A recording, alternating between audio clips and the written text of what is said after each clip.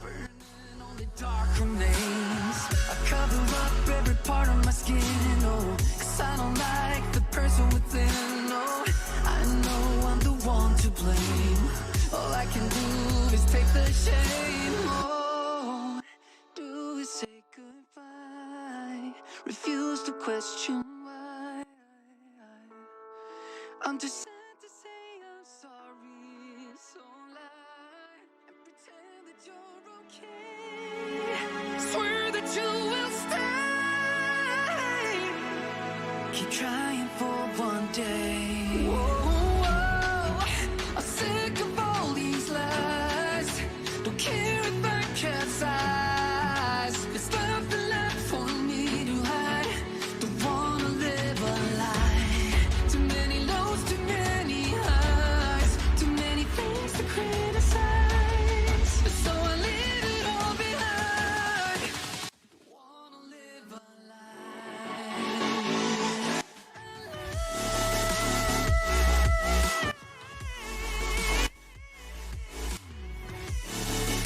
don't wanna live a lie.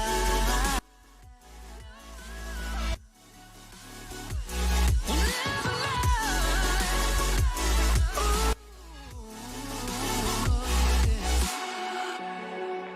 I'm sick of all these lies. Don't care if I capsize. Oh no.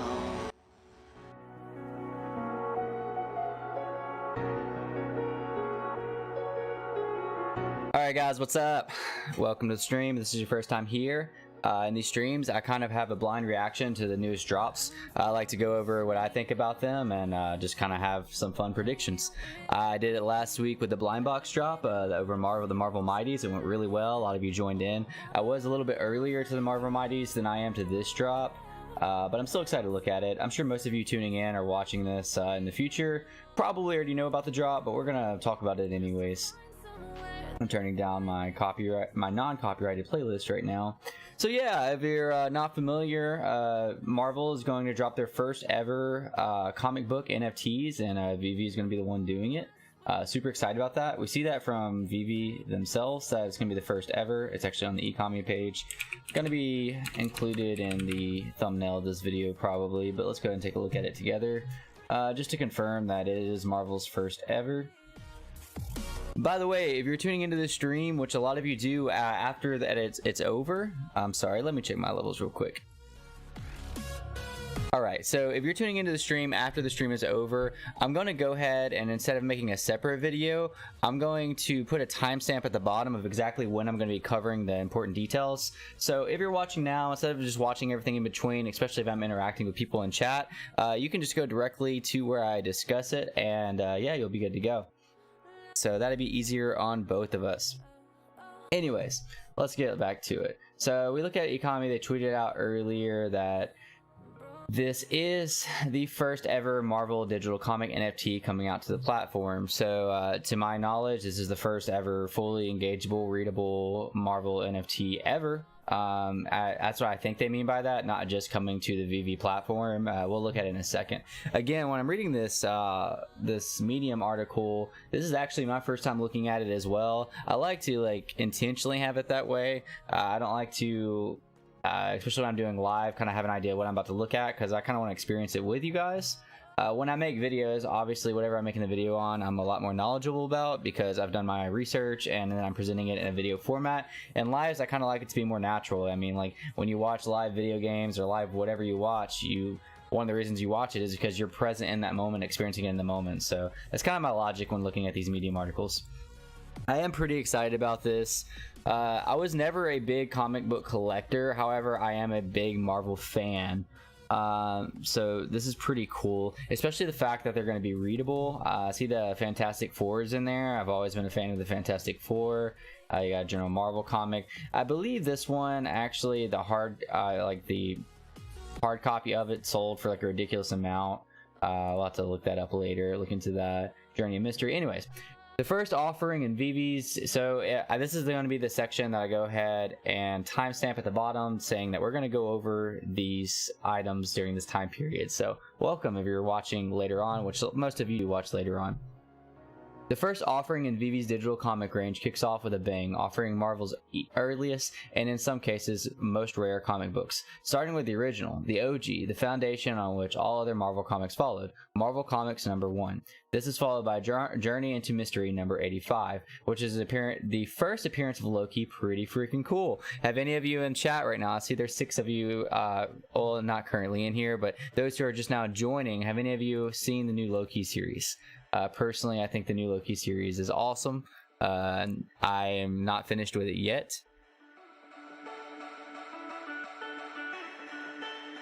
Sorry for the pause. I think my camera unfocused. I couldn't really tell. But anyways, I'm not finished with the Loki series yet. I'm loving it so far. I'm like halfway through. So also the fact that the Loki series is kind of booming right now on Disney, I think this would be pretty cool right here. But anyways, and to round out this week's comic drop is another must-have classic for any other comic lover, Fantastic Four #1. So yeah, here we have it. Marvel Comics #1, the first Marvel comic ever, the one that started all in 1939. So just imagine getting the serial number 1939, if there is over, which there will be over 2,000 different NFTs of it. This is a different format, so I'll have to adjust to that in a second. Anyways, imagine getting that number in 1939. That would be absolutely crazy. Yo, what up, Brendan? Welcome to the stream. I was just talking about how this all started in 1939, so getting the serial number 1939 would be absolutely insane, really, in whether it's common, uncommon, rare, ultra rare, secret rare. The Marvel Universe's Big Bang is in these pages, and it kicks off with an explosion of the android human Torque. In his first appearance, collides with Namor the Submariner, also his first appearance. This is the first comic book ever published by Marvel, then known as the Timely Comics. I actually did not know that. That's pretty cool. Another cool thing about these drops, and this drops particularly, just learning some of the history of Marvel, because like I am a Marvel fan, like I said, but like I guess more general, like I didn't know a lot of this information until I'm reading it. Yeah, it's going down tomorrow. I actually didn't know that the drop was tomorrow. I've been on vacation. I didn't know the drop was tomorrow until like a couple hours ago. And if you're just now tuning in, this is actually my first time looking at the drop for myself. So yeah, I'm just as surprised as anybody else if this is your first time seeing it as well. Again, going back, imagine getting serial 1939 on any of these. So it looks like that the drop date is going to be tomorrow, August 19th. If you're watching this at August 19th and you're too late, Pacific time, so I'm on Central time, so 8 a.m. their time is 10 a.m. my time, which is a pretty good time if I'm not working. And tomorrow I don't think I'll be working at 10 a.m. so I can actually snag this without being nervous if a customer is going to walk in while I'm working. The license is Marvel. This is huge. I just watched a like hour-long podcast with Gary V and Jimmy, I don't remember, Jimmy 1 ETH. Not that Gary V is like the best at informing people of NFTs. I think he's just kind of in the space. It's still a very interesting watch. Jimmy 1 ETH is one of the OGs, and he was just talking about how this NFT bubble right now is probably gonna pop, and how only companies with true license, true founders, and that really have all their stuff together is going to survive the pop. And I think this is one of the things that makes VEVE and ECOMI survive the pop, is that these real licenses. So like with Marvel, I think that's pretty awesome. I definitely think we're going to survive it, even if we see a market crash in the NFT sphere. I'm buying the most of the Marvel #1 drop, but it'll still buy a few of the others. Again, this is my first time looking at it. I mean, obviously I can kind of see up here like what's going to drop. I'm definitely going to buy a couple of the Marvel #1s. I might buy a couple of the Fantastic Fours just because strictly I am a Fantastic Four fan. I would like to maybe keep one for myself and maybe flip one in the future. I'll get into that in a second. So yeah, Marvel Comics #1. We have, so it looks like, again, I'm learning this as I go as well. It looks like there's going to be different variations of each comic. So the #1, you're going to have a common, 48,000 of them, and uncommon, 6,000. That's actually not a lot of uncommons. 6,000's the smallest number of uncommons I feel like we've seen in a while. We're going to see a hero variant, rare. I'll go and read you. So we have a classic cover, a vintage variant, a hero variant, which is a rare. It's 3,000 of them. The Vibranium variant, which is an ultra rare, 2,400. So there's only 600 more rares than there are ultra rares. That's really not that big of a difference. And then the True Believer variant, this is a secret rare. There's only 600 of them. Only 600 of them. Ah, gosh, can you imagine that? That's crazy. So getting one of these secret rares is going to be a snag. I'll say that right now. I believe that they're doing a blind box format as well, so the list price is going to be $7, which is really cheap, and you can get any of these. This is blind box. Oh, I don't think they said it in this, but I'm assuming that this is blind box formats, meaning what happened with the blind box format, the last drop, is you pay the fee, the list price. In this case is only $6.99, which is stupid cheap, and you can get anything. You can get a common serial number 48,000, or you can get a secret rare number whatever, 500, 200, sub 100. So yeah, I think the blind boxes are really cool. It influences more people to buy. It kind of gives everybody a chance to get something crazy. It discourages bots. Obviously, if they did like the blind box for like every single drop, that would be a problem. But the fact that they kind of just they're just doing it now, and I'm sure they'll just do it every once in a while, I think it's pretty cool. Let's look into the next one. Journey into Mystery number 85. The first appearance of Loki, the god of mischief. I love Loki, and I love the series right now on Disney, and I can't wait to finish it. No spoilers in the chat. Never before has the mighty Thor faced a foe as dangerous as his brother Loki. The Thor family expands with the first appearance of Asgard. Oh, by the way, I'm definitely going to snag this because I am a Loki fan. The Thor family expands with the first appearance of Asgard, Loki, and Hedmal in this milestone issue. When Loki travels to Earth, the trickster god will stop at nothing to get revenge on his hated brother Thor, including unleashing his magic on the helpless mortals. Alright, so I'm assuming these are all going to be set up similar. They're actually a little bit different. So let's look at something really important here before we dive into it. You kind of saw that I was emphasizing that number earlier. What was it, 1939? Let's really take a look at these published dates. I'm telling you right now, it doesn't matter if it's a common, uncommon, rare, ultra rare, secret rare. If you get the published date as your serial number, obviously you're not going to be able to with the secret rare. That's it, man. It's gonna be worth a lot, and that's not even like a bold prediction. Like I strongly feel like that's gonna be worth a lot. Now the odds of getting it are exponentially low, but still, it's still a possibility. What, 1 in 40,000, 1 in 5,000, 1 in 2,500, and 1 in 2,000. But so yeah, you'll have the classic cover. It's gonna be the same thing, so I'm not gonna repeat it. But there are a different number of each, opposed to the Marvel Comics number 1. You have 8,000 less editions in the common.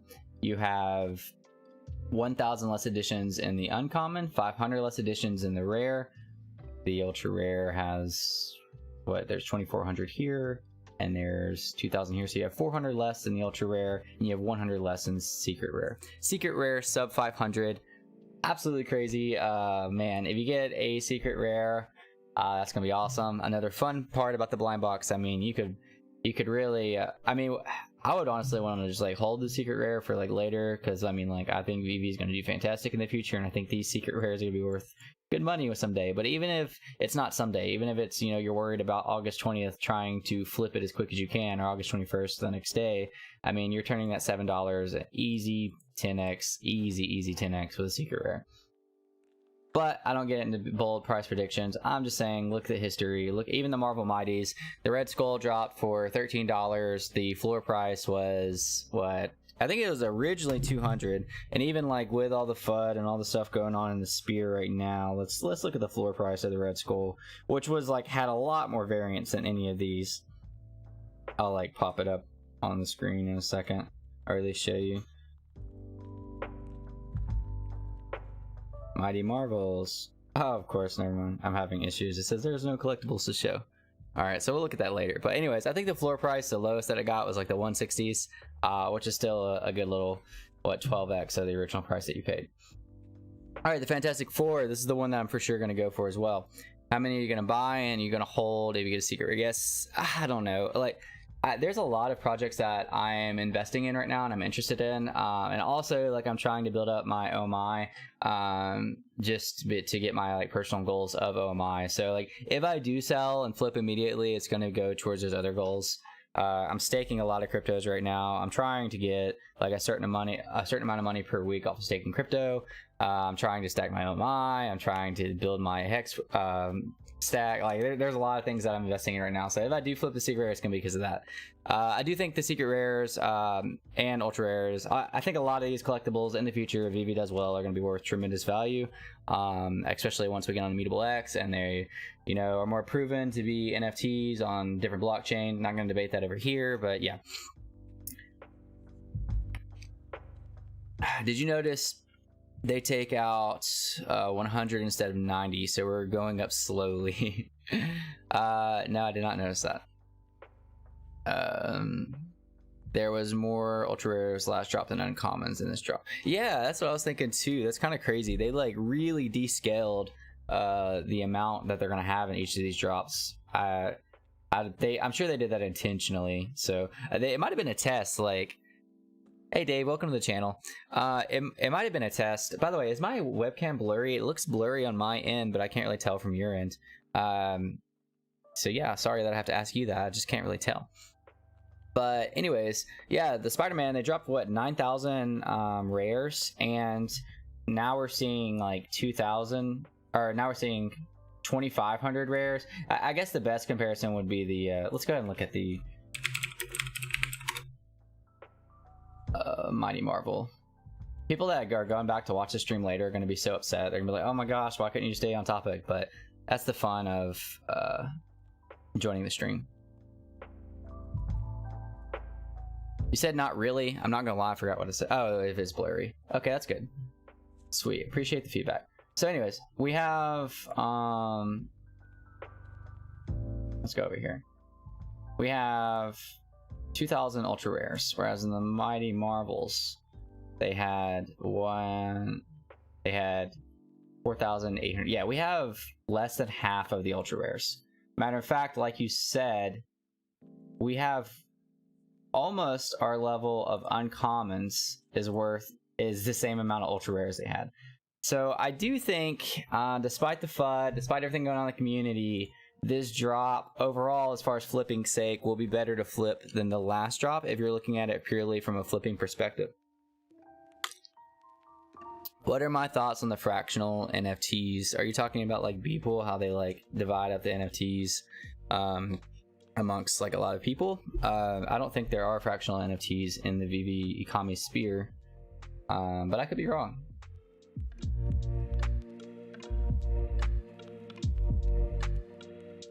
All right, back to it. Journey into Mystery number 85. Oh wait, we already did that one. Back to the Fantastic Four. The first appearance of Fantastic Four, the comic that redefined superhero comics and introduced the Fantastic Four to the world. The Fantastic Four spring into action as a team for the very first time. Mr. Fantastic Thing, the Human Torch, and the Invisible Woman are heroes transformed and gifted with extraordinary powers after being exposed to cosmic radiation in the experimental space flight.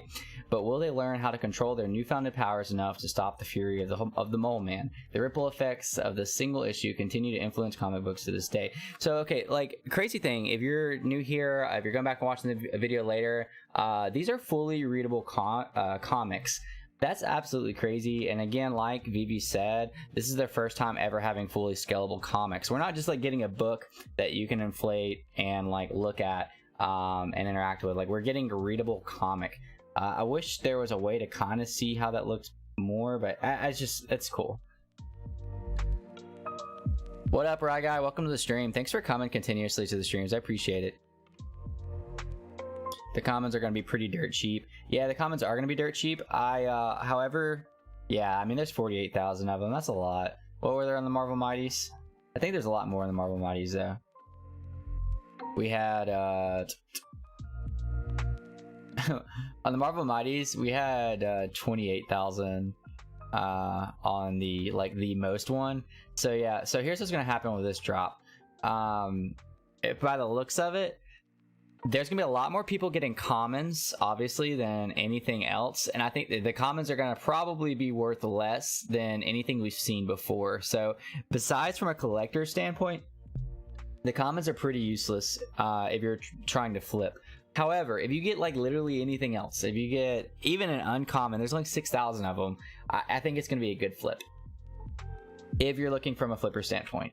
From a collector standpoint, obviously this whole entire thing is fun. Common $2, yeah, that's a good prediction. Absolutely. If you're if you're collecting and you're worried about, you know, what you're gonna get, I mean, you're gonna be able to buy these off the secondary market for like stupid cheap. Again, though, like even the uncommons, only 6,000 of them. I mean, let's look at last week. I know if you've been in the stream, you're like, oh god, stop flipping back and forth. But like 6,000 compared to what is the uncommon? Was it John F. Walker the uncommon? I believe he was. Yeah, uncommon. So we have. The uncommon last week was 3 times more editions than the uncommon this week. Why did I keep clicking that? Than the uncommon this week. So I mean, like, if you equate that with the value, supply and demand, obviously, like, will this be worth 3 times more than the uncommon was worth last week? Last week, the floor price was still double the price of the box. So will this week be worth 3 times more than that? I don't know. Maybe. Secondary market fees, they're the same. So if you've watched any of my videos going over these mediums, or if you watched just videos at all, you'll see that the licensure fees are up. There's 6% now licensure fee will be applied to Marvel cells and secondary market existing at the 2.5, giving us a 8.5 total. That's completely normal for NFTs. It's not anything crazy. That's part of Marvel's end. They wanted to make money. Marvel obviously lost a lot of money with COVID and other things this year, and they're trying to make money in ways that they can. I do think some of these are cash grabs. That's probably why they have 40,000 commons. Just because it's a cash grab doesn't mean it's bad. I mean, like, people gotta make money. It's a business. Oh, I got some people in chat. Common $2. Was that 6.99 Ethereum? Are generative NFTs good?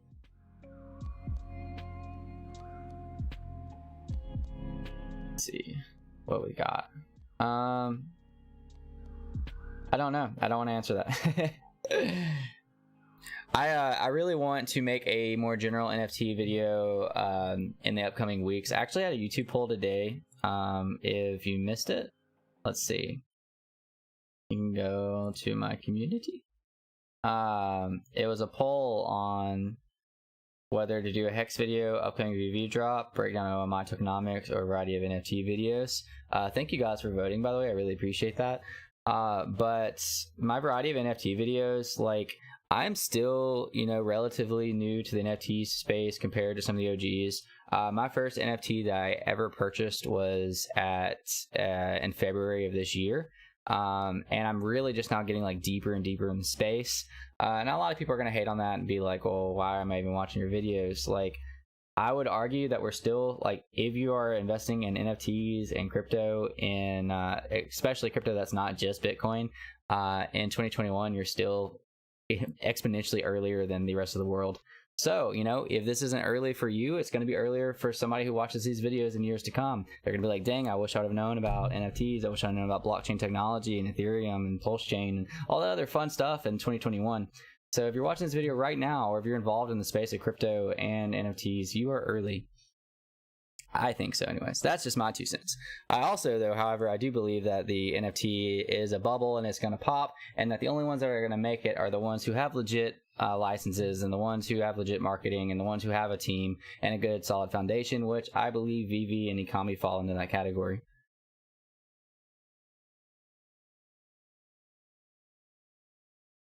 Honestly, a lot of people are new to this and still learning. Yeah, that's an underrated comment right there. Where did my music go? Oh, there we go. For sure. They a lot of people won't tell you that they're new to the space because they're nervous that you're gonna like basically have like some sort of level of disrespect for them, which I mean people do, and that's okay. I mean, whatever.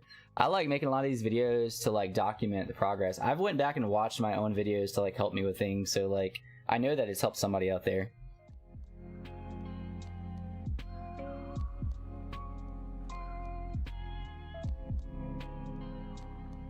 Mighties are definitely a cash grab, but who cares? They're so fun. Yeah, I completely agree. Like, I think the Mighties were a lot of fun.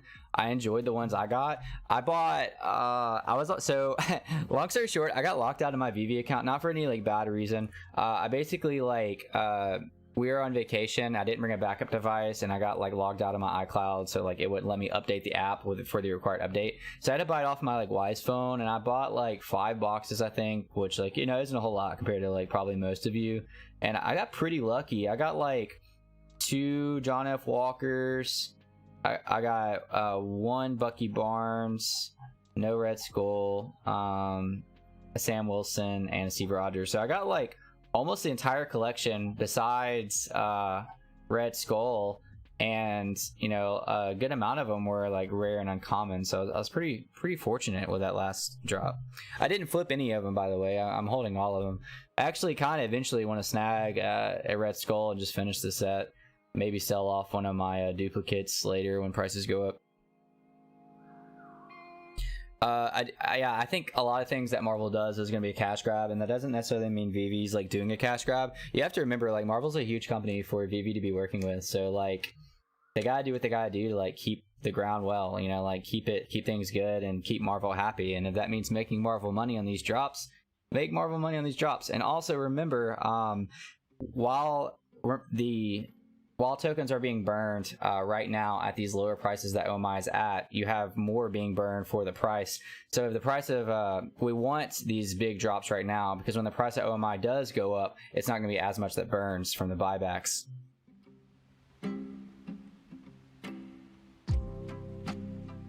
Right, guy, I can't stop burning mighties. I've seen so many mighty giveaways. It's kind of funny. I thought about doing one, but I just see so many giveaways right now, and I can't tell which of them are legit or not. I don't know if you guys are like really involved in the Twitter space, but I swear like every other tweet I see is like, retweet this and I'll give away 3 ETH. And I'm just like, shut the hell up. Like, you're not gonna give away 3 ETH. Like, it's kind of getting annoying.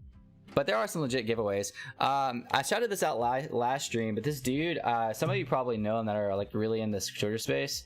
Right here, Brock. Right, guy, look, you're on my search from last time. But anyways, Brock my blockchain, just like straight up like randomly gave me a Spider-Man a couple drops ago. I thought that was really cool, really nice of him. Like absolutely no reason at all. Didn't know me, didn't know I'd made YouTube videos. Didn't know anything. He's like, hey, you want a Spider-Man? Because I like, you didn't get one. I was like, yeah, and he gave me one.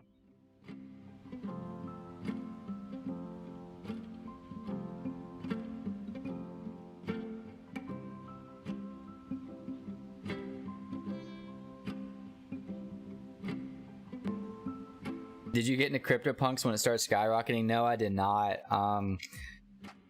I was like full, and I still am, like full VeVe, ECOMI related NFTs. Up until like a couple weeks ago, I really got into just like kind of looking around on OpenSea and kind of getting kind of like looking into some like newer projects. And yeah, I started kind of like shopping around and seeing other cool stuff. Right now, the really big thing that I'm into is that game that's coming out. What is it called? Livium. By the way, like, I know this is kind of not what we're talking about, but just to like show you guys this. Where's their actual website? Have any of you heard of Livium? They're really freaking cool. I'm not going to show the video. I'm not going to do anything like that. I actually heard about this from Kevin Wilson's YouTube, which is a ECOMI streamer.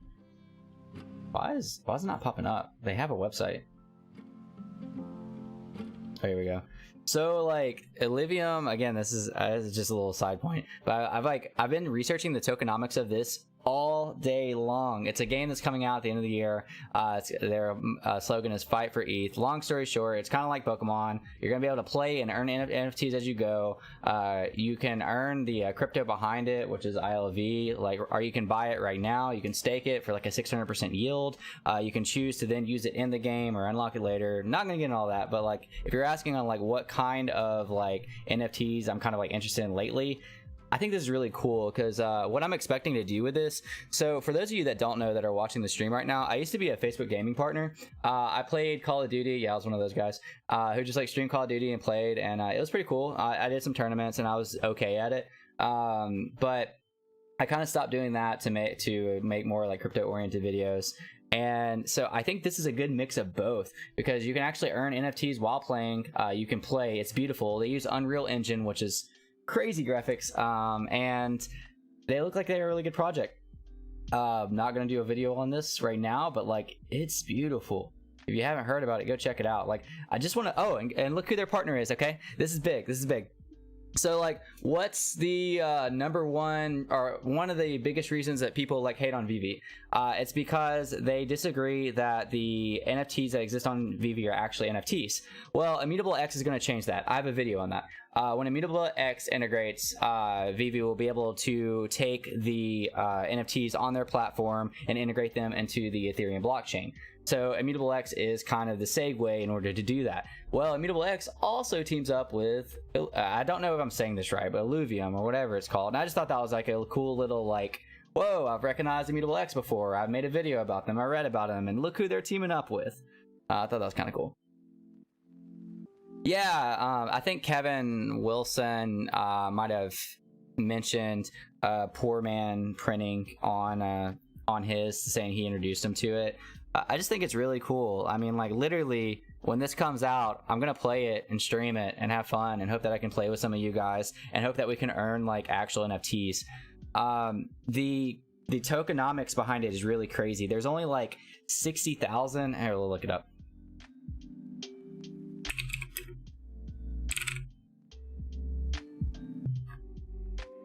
All right, so right now it's like $434. It's a lot, but anyways, there is what market cap is only 275,000. So there is a big unlock coming. If you see here, the max supply is 10 million. Well, that max unlock's not going to happen for like years down the road. But like right now, you can buy it and you can stake it for up to like, I think it goes up to like 600% rewards.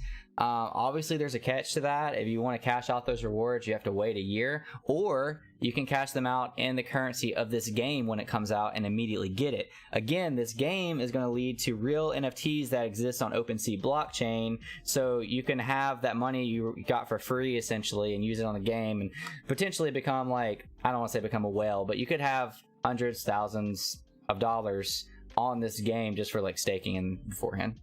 Yeah, Kyle Wilson. All right, did I miss a little bit of chat? By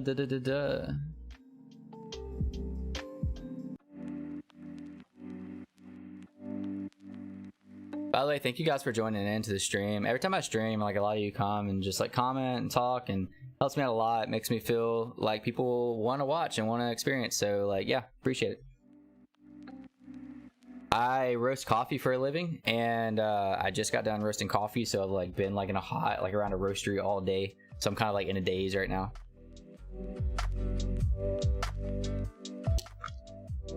Let's see.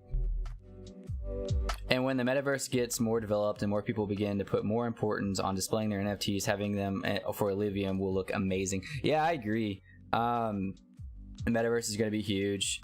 Guys, I like, it's weird. I feel like every time like everyone fuds on VeVe and OMI, I'm like extremely bullish on it. But the opposite, because like I'm not a Moonboy at all. I feel like when everybody's like blindly like, oh yeah, this is great, I'm like, I don't really like what happened, you know? Like there's been some things that happened that like weren't okay, and I was like the only one in the community that was like, I don't really like that. Like I know there's some things that are out of control, but like I don't know, I feel like for instance the Comic-Con dropout, like I get after it was explained, we kind of figured out that it was more on Marvel's fault than it was like VeVe's fault, but like when it happened, still wasn't okay. You know, it kind of sucked being really excited for something, getting the entire community excited for something, and then just like the whole thing falling through like, what was it, 1 or 2 days in advance. And I was like one of the only YouTubers that was like, I don't really like that, but you know, I got hate for it. But at the same time, like right now I have so many people on my Twitter feed that are like hating on like VeVe right now, and hating on like that it's not real NFTs and all this other stuff, and like I'm like really bullish on it, because like once VeVe makes the move to Immutable X, once that we can see that the NFTs are like available, I don't think that they're necessarily gonna be worth a ton on OpenSea, but that's going to be like so much exposure to the rest of the NFT realm. Like we're so like locked up right now. And so I saw a comment earlier that was talking about how we're basically preventing people with a lot of money, which there's a lot of people with a lot of money involved in this space, but we're kind of preventing them from coming in because you can't get your cash out the app easily. It's all integrated in the app, but like once you're able to get the fiat back out of the app, we're going to see a lot more whales enter the space. The more whales that enter the space, yes, there's going to be price manipulation, but at the same time, we're going to see like potentially, don't quote me, a dramatic increase on prices. Now, like, will these like Marvel Mighties ever be worth anything? Yeah, I think they'll eventually surpass their list price, maybe. I don't know about these like comics because there's so many of them. What, 40,000? Which, I mean, again, in the grand scheme of things, there's 48,000. In the grand scheme of things, you know, 48,000 compared to 12 million Marvel fans is, you know, still kind of not a lot, but I don't know. I'm bullish about our future.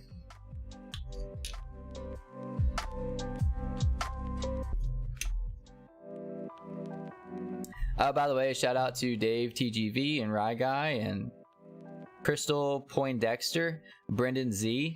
Sorry if I missed people, all of you, for like entering the chat. I appreciate it. You know, the point of this video mainly, again, lives, I just want them to be kind of chill and have fun and talk and hang out. I feel like there's not a lot of people, like, I don't know a lot of people in real life that are into this stuff. So like I do like meet friends over the internet. I talk in Discords all day long. I talk over Twitter all day long because it's like those are the only people I know that are into this stuff. Like I don't have like any, I don't have hardly any friends in real life. Like I have people that are involved in the NFT space. I have people that are involved like with like maybe they have Bitcoin, maybe they have Ethereum, or maybe they know what it is. But like when I talk to them, like, hey, there's this not new, but there's this game coming out where you can earn NFTs that actually exists on a like Ethereum blockchain, and you can buy the token and stake it and earn rewards towards like the currency of that game. And when you get that game, like you can actually play it. Like nobody cares about that stuff in real life.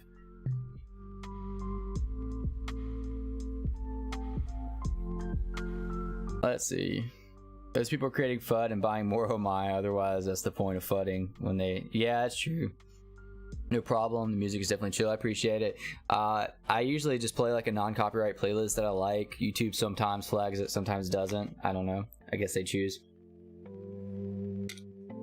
I'm so excited that I finally got the community tab though. I can finally do like polls and everything to like see what people want to see. Like I feel like I can actually talk to people now, like, instead of like having to go to like a third-party source like Twitter. Let's look at OMI. So yeah, I'm thinking about, not that it matters, but I'm thinking about actually snagging one of these Illuvium tokens and staking it. You have to stake it against ETH though.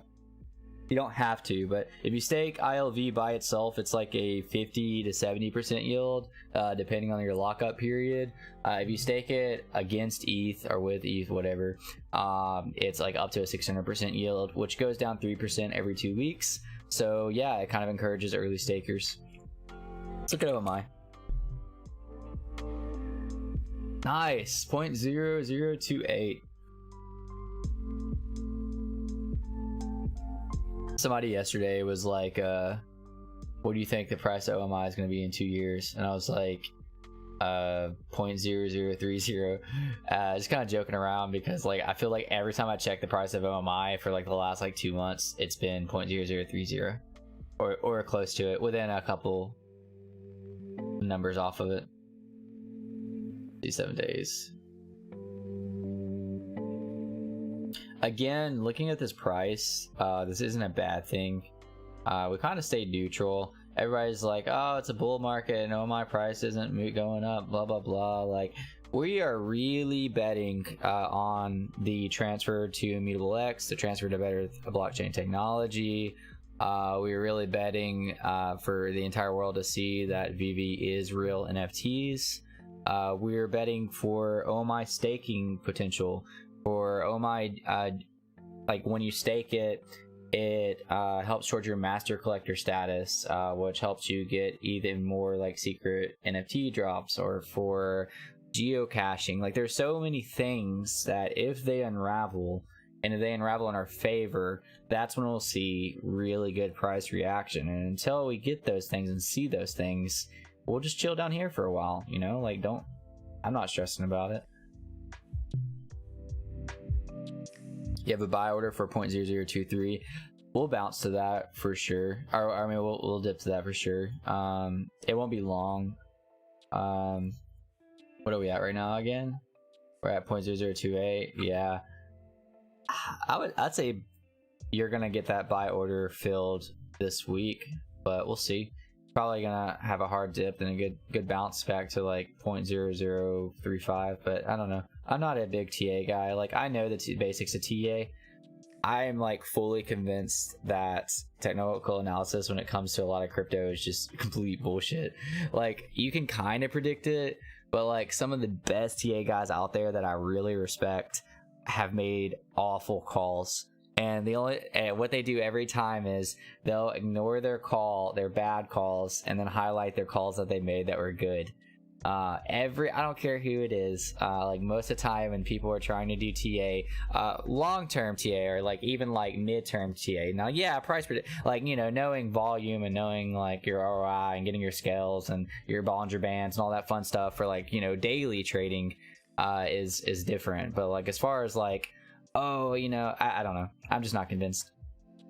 But who am I? Did you see Andrew Jick's video on OMI? Yes, I did. I'm actually a big Andre Jick fan. I've been following Andre Jick for a couple years now. I was big when he was doing his crypto dividend videos because I'm a big dividend person. And I invested in OMI well before he did.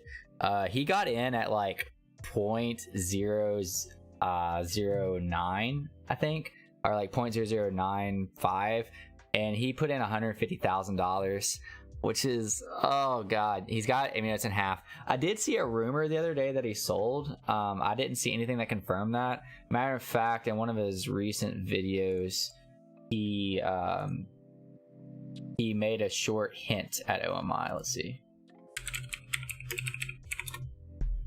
I won't play this whole thing, don't worry.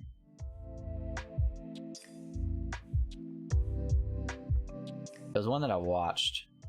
Was it Ethereum just flipped?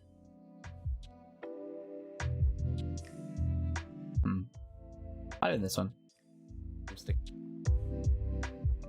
I heard that there's an OMI somewhere in here. I don't know. Maybe that's for another video. But yes, I saw Andre Jick's video on OMI. Granted, I do think Andre Jick is part of the reason we had that big, let's go back to the chart, that we had that big bump in February or March, whenever it was, right here. Was this March? Yeah, because Andre Jick bought here, like around right here, and it stayed up for a while. And you got to remember, when we were like here the first time, like around the middle of this, you have Logan Paul mentioning OMI, that he bought some or that he was interested in it. So between Logan Paul and Andre Jick, I think both of them kind of, whether they meant to or not, inflated the price. I didn't really see that at the time. I don't think anybody really saw it because we were so bullish when we went from like 0.0. I bought, the first time I bought here, like when the first bump is, yeah, I was like right here.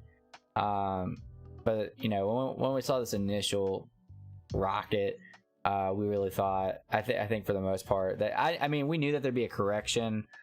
I don't think anybody truly predicted the correction would go from, you know, 1 cent to all the way at as low as like 0.0018, 0.0014, but I don't know, maybe some of you did.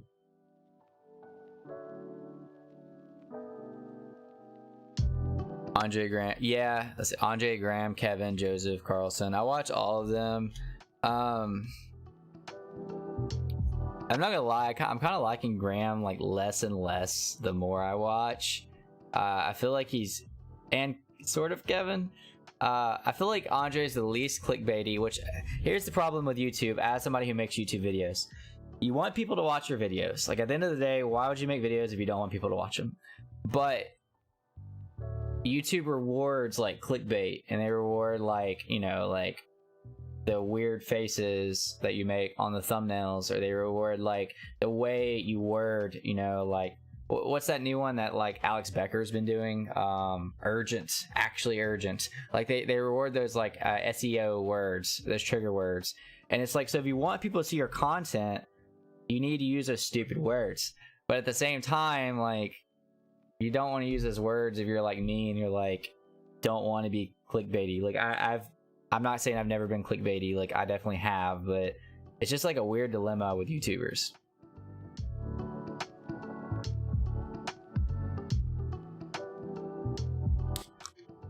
But yeah, all that to say, I think Graham's a little bit too much on the clickbait side. It kind of aggravates me, and some of his videos just seem like repeats. They're not like original.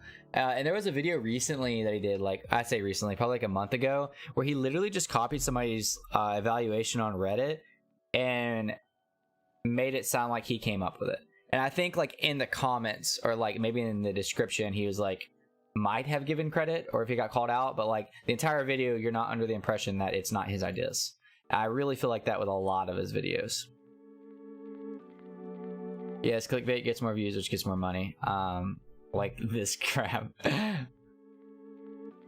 Kevin is a joke, dude. Like, do you seriously think that somebody can put out 8 or 6 to 8 videos a day and have like genuine content? It's all a cash grab. Not just from like him making money on YouTube and endorsements and the circle, but like he's running for governor, and it's all for the money. Which again, like it's not really a bad thing that he's doing it for the money. It's just like when you start like being fake or like repeating the same thing or just trying, I don't know. There's just ways that people go about it that I don't agree with, but you know, they're big and I'm not, so can't argue with that.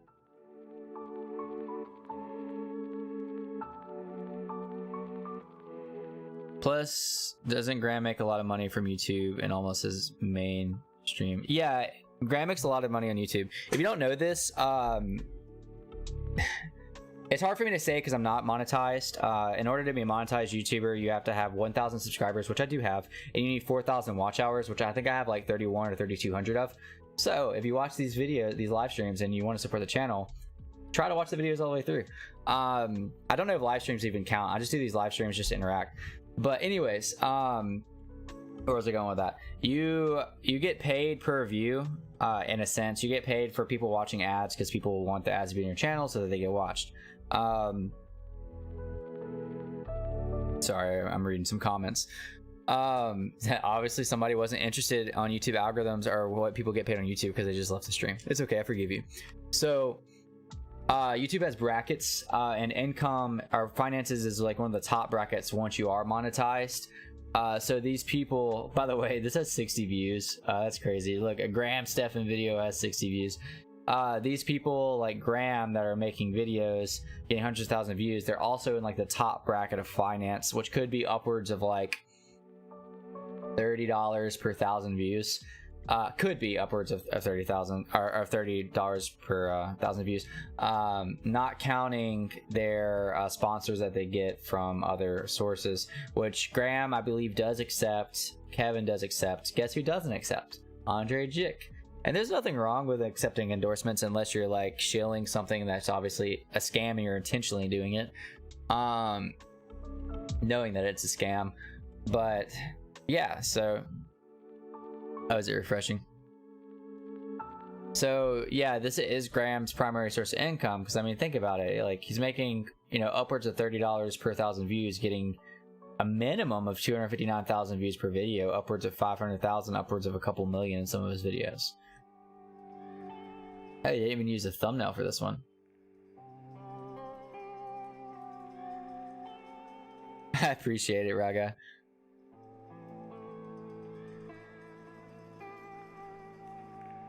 Got an email from VEVE right now to make sure you update before tomorrow. Heads up. Yeah, I updated mine. I didn't get that email. I'm not gonna click my email and actually I'll check it. Got a from Newegg. I got one from VEVE earlier. That must have been the same one. Yeah, I did update my my app though. So that's what happened to me last drop, by the way. I needed an update, and I couldn't sign in because I didn't have my backup devices, because I always use like 2FA on everything, and so I couldn't get into VEVE for the last drop, which thankfully my wife has it, so I was able to snag some boxes on her phone. But honestly, during the lockdown, they did shed a lot of light on personal finance in the general public. I agree. I'm not hating on Graham like completely. Like I think some of his stuff's really solid. I didn't like the Reddit thing at all, that he took credit for somebody else's work and didn't give credit. But overall, I do like Graham. I mean, I'm subbed to his channel. I really liked Jeremy as well. I watched a lot of his stuff during the lockdown. Like Andre was just my favorite of the bunch. I think Andre is like funny, he's entertaining, easy to watch, not paid by any outside sources, and again, he was like focused a lot on dividends, which I was big on. Not Jeremy. Andre is also a little bit more aggressive than Graham is. Graham is like kind of old school, you know, makes a lot of money from real estate and chooses stocks that are like 7% yields. Whereas Andre obviously pushed into Bitcoin faster. Andre's riskiest investment he's probably ever done was OMI, 150,000 of it, which is probably like chump change for him. What's your favorite VEVE NFT or an NFT you're holding long term? Probably Todd. Unfortunately, I was one number off of getting Todd number 4,000, which like would have been cool. But I don't know. I say Todd. My first ever VEVE NFT that I bought was Stay Puft Marshmallow Man. I bought him from the primary market. It was just cool. I remember I was so excited and giddy because I was like, I was nervous. Okay, I just spent $26 on a what at the time, you know, could have been a JPEG. I didn't know much about VEVE. And I was like, man, like, what is this? Oh, I did just get that VEVE email. And I bring it outside and I see the AR vault open up, and I like walk in and I see that I can place my Marshmallow Man and that I can like place him like wherever I want in the yard. And yeah, I just like, it was a really cool experience for me. So like the fact that Stay Puft Marshmallow Man was like my first ever NFT, I'll probably never sell him no matter what he's worth, because it's special to me. I'll probably pass it on to my daughter. And then I was like, man, Todd's kind of, Marshmallow Man's kind of lonely. So I went and bought a, what was my second? My second was a Todd, I think, Todd McFarlane. And then, get this, my third collectible I ever bought on VEVE was a Nightwing. I got it on the drop.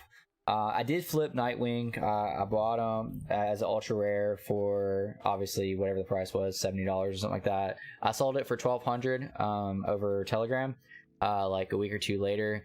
And I used that $1,200 to buy OMI.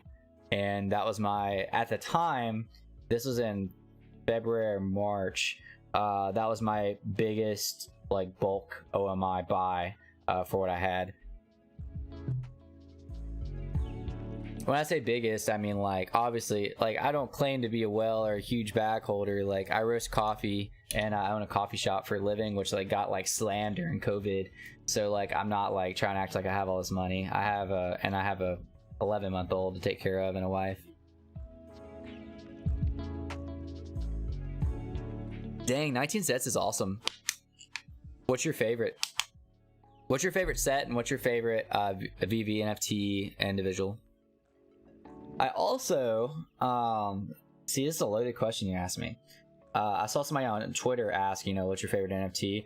I also freaking, I don't think you can see it. Right there. I was one of the ones that they messed up on.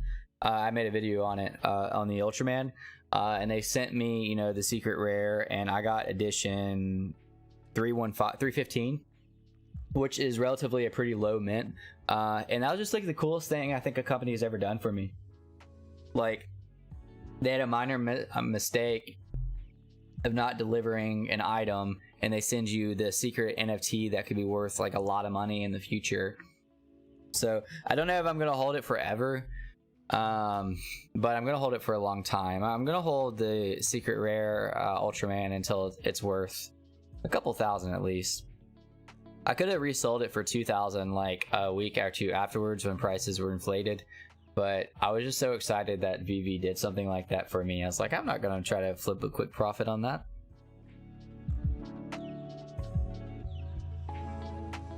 I got in April, FOMO'd in 19 sets. Individual Professor and Ultraman 2Ds. Yeah, the Ultraman 2Ds is what I was talking about, and that's really cool for the Professor. I don't have anything out of the Powerpuff Girls selection, and I low-key watched a little bit of Powerpuff Girls when I was growing up, and I kind of wanted something, but all the prices were pretty high. They used to be a lot cheaper when I was in it.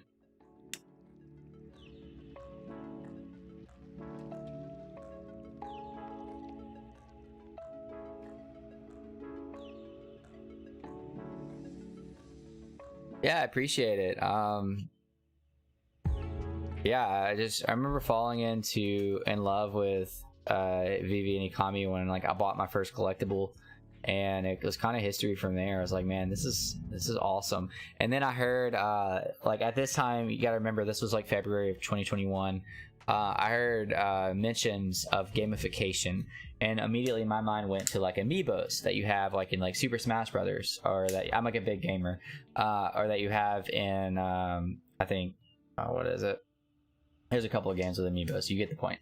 But you know, like where you have an amiibo and you place him on the thing, and then he like gets gamified. And I was like, if somehow, some way, my Stay Puft Marshmallow Man and my Todd get like gamified, how cool would that be, and how valuable would that be? Like, I wouldn't even want to sell like my rare collectibles at that point. Like, think about being in this VEVE-verse, having a 1 in like, you know, a couple thousand collectible and like millions of users at this point, and like you're one of the only ones with like a Todd McFarlane or like a like whatever, you know, whatever it is, like you're one of the only ones with that, and like you're able to have it gamified somehow. It's like that blew my mind. And to think that like we're like locked up during COVID, with, you know, not really able to go out at this point as much, and to think of this like separate reality to where like you can go places and do things like from your home. And I have an Oculus, I have a Quest, and it's just, I don't know, it just blew my mind. And it just gets cooler and cooler, man. Like, you know, looking into like the VEVE-verse is one thing, we just don't know a whole lot about it, you know. But like looking into like this game, you know, like it's beautiful, and the fact that you can actually earn like real stuff from it is like crazy.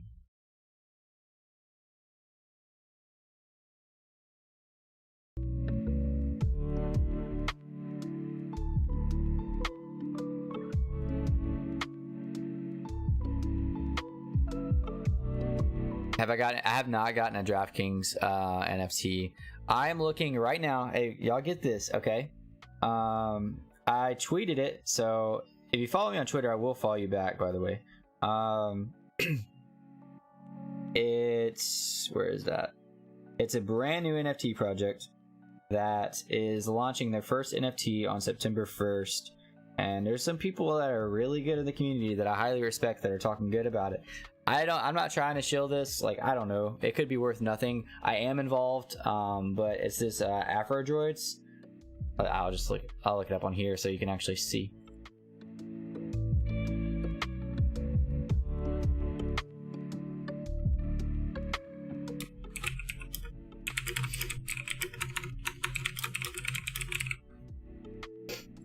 Omi the Clown's always on my live, so that's why I said that. So let's look at this. Look at him on. All right, Afro Droids NFT. They're doing a giveaway. It's funny because I was just like talking bad about giveaways earlier, but this is a legit one. I don't know a whole lot about it. I just know that there's some respected people out there that got in touch with me and that were talking high of it. And so they just launched the Discord today. The first people to join the Discord get special roles. You get I think, like, I don't know. I got a special role for joining. I gave some feedback on them too, to the thing. Obviously, like, they have no affiliation with them. I'm too. What up, Omi the Clown? I was on Twitter and I saw you and I was like, yo, he's got to pop in at least once a live stream, like, even if it's for like 5 seconds. So I appreciate it. I'll give you a shout out. yo, to the 6 people in here right now, and to anybody who ever goes back and watches this, you know, it could be potential of thousands of people, but realistically it'd probably be like 100 people. Go follow Omi the Clown on Twitter. It's Omi_the Clown for some really cool stuff.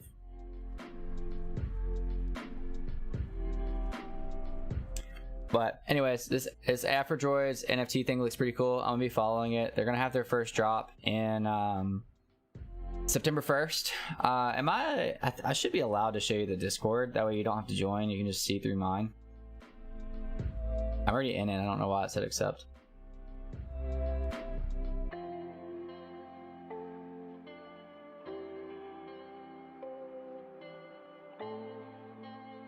I mean, it's not really a whole lot going on in here. It's just people talking about it.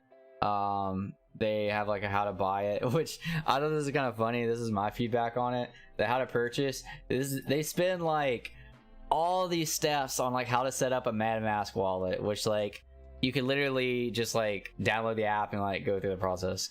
But anyways, how to add Ethereum to it, which I get, like people are new, so like it helps. But like they have this one little section on like how to actually buy the Afrodroids. It says they'll be available on the official website during launch time. Connect MetaMask when the option becomes available. It's like, so I commented, I was like, y'all spend the entire thread on like MetaMask, but like no time on like purchasing the Afrodroids. I thought that was kind of funny. No, I did not. That's pretty cool though. Do the generative mask I'll drop on OpenSea. I'm honestly like just now like checking OpenSea more frequently and kind of getting more involved with it. It's scary. It's like it's a whole new world out there. And also like right now again with like NFTs like potentially being a bubble, I'm like a little bit nervous on like what projects to put my like money into. Oh, for real? That's funny. Omi said, yeah, I've been here since the start of the stream, just had it in the background. I heard my name. I appreciate it, man. Thank you for always joining into the streams.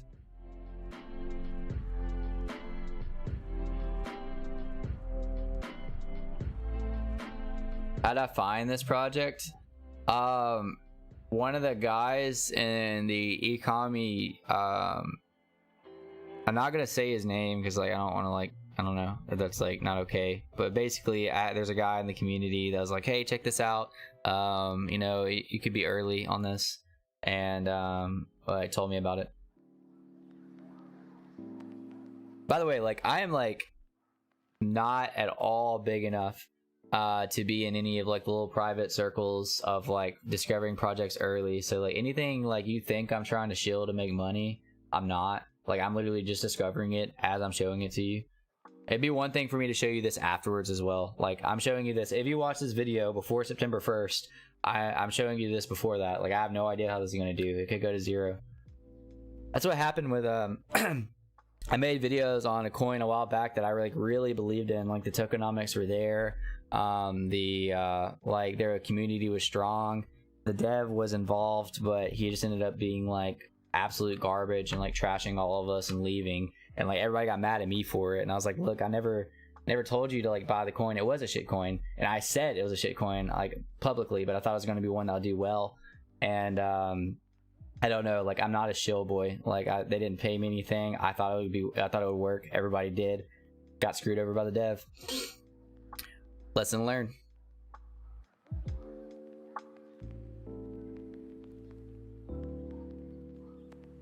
I'm always skeptical on buying non-licensed NFTs, but definitely see some huge growth if you got balls on some projects. No, I agree. And you know, I was watching that podcast with Jimmy One ETH, and again, he was just saying like a lot of these projects aren't going to make it. Like you want to pick like the licensed projects. You want to pick the ones that have gamification. Like you want to pick like these like certain projects that like are gonna have an edge on the rest, because like he specifically said, which he's somebody I respect in the community, this is the time to sell NFTs, not buy NFTs. Now he's talking about in general. Like obviously right now VEVE NFT prices are like really down because there's so much FUD in the community, but like I do think the floor prices of like OpenSea NFTs and a lot of others that you can just get anywhere, like the prices are pretty high. So like if you're not getting in on these projects early, Somebody's gonna make money and somebody's gonna lose money at the end of the day. I'm not ballsy enough to spend over 1 ETH on an NFT right now that's I don't know everything about. And I do, like, when it comes to VEVE and ECOMI, I feel like I know more than the average person. Maybe not more than like you guys, because you're involved with the community too, but like I know the tokenomics, I know the founders, I know we have good deals, I know we have the brands, the licenses. I understand I understand the burns, I understand the unlocks. By the way, if you are watching my channel, you're kind of involved. I did call, again, I was just talking about technical analysis, how like sometimes it's BS, that the first week of August we'd have a huge drop on OMI, and we did. And the reason I called that is because last May, on my birthday, May 9th, does anybody in here remember what happened on May 9th with OMI of this year? It was the first token unlock. When the founders tokens unlocked, up the week before, everyone got scared because they're like, what if the founders sell all their coins and they leave us with the bags? So a lot of people sold off. We saw a huge price drop. So I called it coming up in August. I think it was like the second week of August. I said, hey guys, I really believe that the first week of August, I think I even said the last week of July, we're going to see a big OMI dip because it's the founders unlocks and there's new people involved and everybody's going to think the same thing they thought the first time. And it happens. So like I've been here for a while. Like I might not have been active on social media like a lot of other people have been, but like I've been here since February. Like I've seen the patterns. Yo, good night, Rad Guy. I completely understand. I'll be putting my daughter to bed in a couple hours. Thankfully, my wife is kind enough to watch her while I do this live stream. See you later.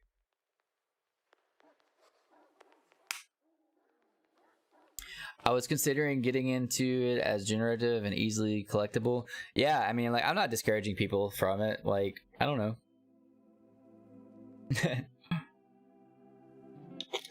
I don't like speaking on something unless I know a lot about it. And so, like, when it comes to, like, other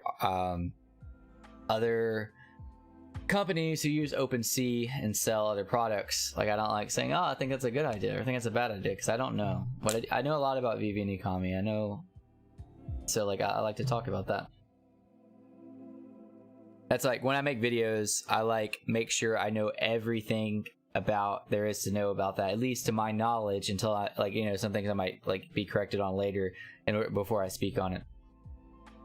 I'm getting there with this Illuvium. Dude, I spent probably like 3 hours today just trying to understand the tokenomics, just understanding the supply, the unlock, the staking rewards, how the tokens will be used, like all that stuff. I spent 3 hours straight reading about this token, just the token, not the game.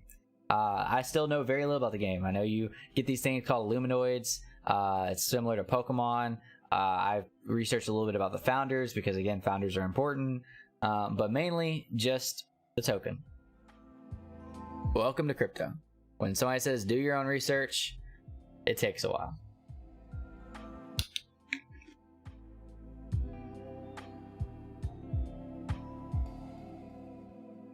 I'm not going to connect my wallet right now. I wish I could show you the rewards without connecting my wallet.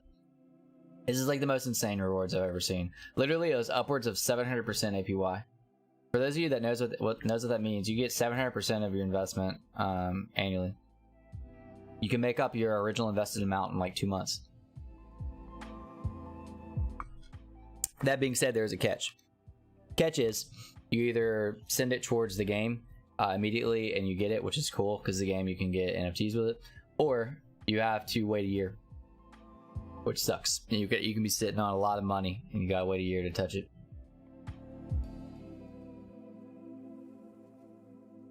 I'm sure some of you watching this are like, why are you doing a VEVE ECOMI stream and going over all these other platforms? Look, I'm just interacting with chat. Obviously, a lot of you guys in here are involved with other projects as well. Oh yeah, here's the reminder. Are you ready to update? Update your VEVE app today before tomorrow's digital drop. I think a lot of people got stuck like I did on the last drop.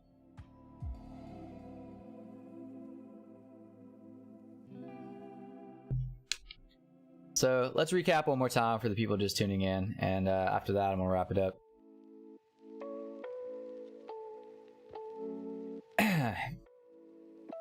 And I'll go ahead and segment this off for the people that just want to know about the comics. In this drop, we have Marvel Comics #1. Sorry. This is not the Medium article like I thought it was. Where's the Medium article? There we go. Anyways, in this drop, we have Marvel Comics #1. It's going to be the blind box format.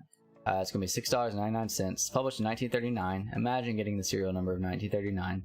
There's going to be 5 different variants. We're going to have a lot more commons than any other drop that we've seen in the recent past. However, we're going to have significantly less uncommon, rare, ultra rare, and secret rares. With this #1, we're specifically going to have 6,000 uncommon, 3,000 rare, 2,400 ultra rare, and 600 secret rare. We are going on to the next one, Journey into the Mystery #85. It's pretty big right now because Loki is pretty big right now. The first appearance of Loki, the god of mischief. So that's pretty cool. You know, Loki was trending on, what was it, Disney. The series really popped off. I think this is going to be a good one to get. Again, just like the others, we have a ton of commons, 40,000. When it comes to uncommons, rares, and ultra rares, and secret rares, we have significantly less than the Marvel Mighty drop, where we had 28,000, or we had 18,888 uncommons, and we had 11,888 rares. This one we are having 5,000 uncommons, 2,500 rares, 2,000 ultra rares, and 500 secret rares. Fantastic Four #1. Again, blind box format, 1961. It's going to be a good serial number to grab for the one person that's going to get it in each category. 48,000 commons, big cash grab right there. 6,000 uncommons, 3,000 rares, 2,400 ultra rares, and 600 secret rares. Secondary market fees remain the same with at 8.5%, and that's just to give back to Marvel.